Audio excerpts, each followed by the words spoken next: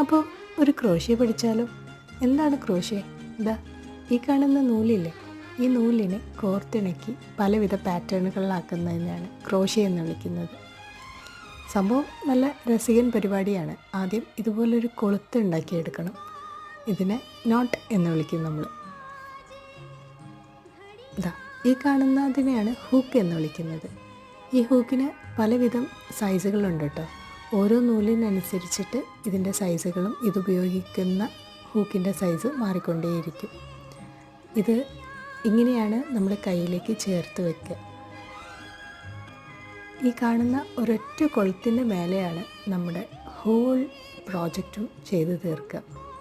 Whole project എന്ന് പറയുമ്പോൾ ഇപ്പോൾ ഒരു ക്രോഷ്യ കൊണ്ട് നമ്മൾ പലവിധം കാര്യങ്ങളുണ്ടാക്കും. ആദ്യം ഈ കെട്ടുന്ന ഈ ഒരു കൊളുത്തിൻ്റെ മേലെ ചെയിൻ സ്റ്റിച്ചസ് ഉണ്ടാക്കിയാണ് നമ്മൾ ക്രോഷ്യ പഠിക്കുന്നത്.